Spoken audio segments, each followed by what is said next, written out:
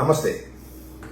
పశ్చిమ గోదావరి జిల్లా ఆకివీడులోని పెదపేటలో శ్రీరామనవమి సందర్భంగా రామాలయ నిర్మాణం మీద గొడవ జరిగింది.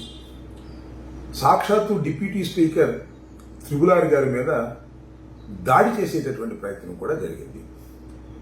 ఇది సడన్గా వచ్చినటువంటి వివాదం కాదు. గత కొద్ది రోజులుగా ఈ వివాదం నలుగుతూ ఉంది. రామమందిర నిర్మాణాన్ని పునర్నిర్మిస్తామని రఘురామరాజు గారు కూటమి ప్రభుత్వం అనుకుంటే అక్కడ స్థానికులు దాన్ని వ్యతిరేకిస్తున్నారు.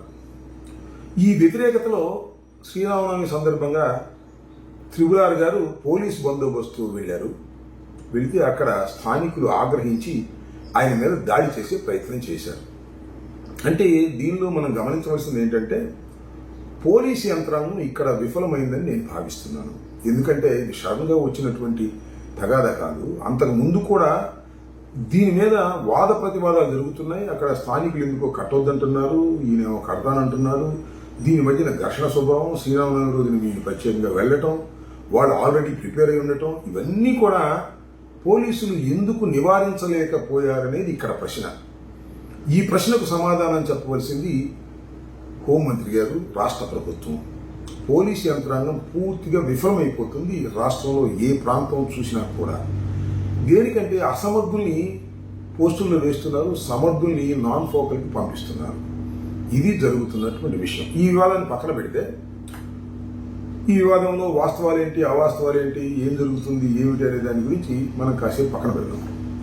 ఇక్కడ నేను చెప్పాలనుకున్న విషయం ఏంటంటే రాజుగారి మీద జరిగిన దాడి ప్రయత్నం చాలా కుట్రతో కూడుకున్నదని, దీని మీద విచారణ జరపాలని చాలా తీవ్రంగా ఖండించారు మన ఉప ముఖ్యమంత్రి పవన్ కళ్యాణ్ గారు. శభాష్, మీరు ఇలా దాడులు జరిగినప్పుడు మీరు ఖండిస్తున్నారు అంటే మీరు మార్పు వచ్చింది అనుకోవాలా, లేకపోతే మీరు స్ట్రాటజీగా ఇలాంటి చేస్తున్నారో ప్రజలకు అర్థం కావాల్సినటువంటి అవసరం ఉంది.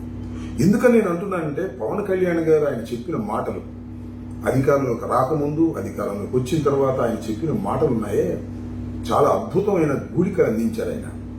న్యాయం కోసం నేను పోరాడతానన్నారు కొంతకాలం. చెగువీరాన్ని అనుసరిస్తానని కూడా ఒక విప్లవ బాటలో ముందుకు వెళ్తానని, ధర్మాన్ని ధర్మంగాను అధర్మాన్ని అధర్మంగాను ఖండించేటటువంటి స్వభావం అని ఆయనంతటా ఆయన ఎక్స్పోజ్ చేసుకున్నాడు. కానీ ఇప్పుడు జరుగుతున్న పరిణామాలు చూస్తుంటే ఆయన కొన్ని సందర్భాల్లో ధర్మాన్ని ధర్మం అంటున్నాడు, కొన్ని సందర్భాల్లో ధర్మాన్ని అధర్మం అంటున్నాడు. అంటే తన పార్టీని సమర్థించుకోవటం, తన కూటమిని సమర్థించుకోవటమే తప్ప న్యాయం మాట్లాడే వ్యక్తి కాదు అనేది దయచేసి అందరూ గమనించాలని ఈ సందర్భంగా నేను కోరుతున్నాను. ఎందుకని నేను ఈ సబ్జెక్టు ముందుకు తీసుకొచ్చానంటే రామకృష్ణరాజు గారి మీద జరిగినటువంటి దాడి తప్పో రైటో, ఖండించాలో లేదో ప్రజలు తెలుసుకోవాల్సినటువంటి అవసరం ఉంది. కానీ నా మీద జనవరి 31వ తారీఖున జరిగినటువంటి దాడి 7:20 పాటు జరిగింది. దాన్ని పవన్ కళ్యాణ్ గారు ఖండించకపోయారు. అసభ్యంగా మాట్లాడుతున్నందుకే దాడులు జరుగుతున్నాయి అనేటువంటి ఒక సమర్థనీయమైన మాట ఆయన మాట్లాడాడు. ఇది ఎంతవరకు సమంజసం? ఇలా ఖండించినట్టే అప్పుడు ఎందుకు ఖండించలేకపోయారు?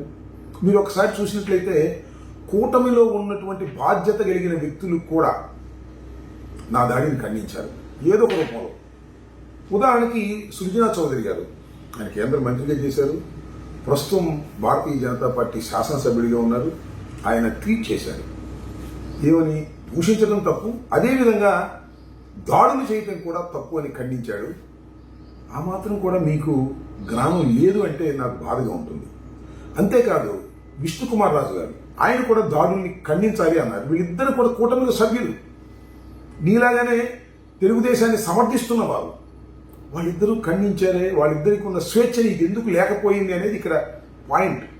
ఈ పాయింట్ని ముఖ్యంగా రాష్ట్ర ప్రజానీకం, అందులోనూ జనసేన నాయకులు, అందులోనూ కాపు సోదరులు అర్థం చేసుకోవాలని నేను భావిస్తున్నాను. ఎందుకంటే చంద్రబాబు ఏది చెబితే అది చేయటానికి జనసేన పార్టీ సిద్ధంగా ఉంది అంటే అది అవమానం అంటున్నా.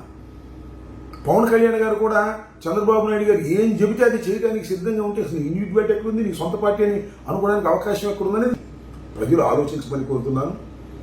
అదేవిధంగా జన సైనికులు, కాపు సోదరులు కూడా ఆలోచించాలని మనం చేస్తున్నాను. ధన్యవాదాలు.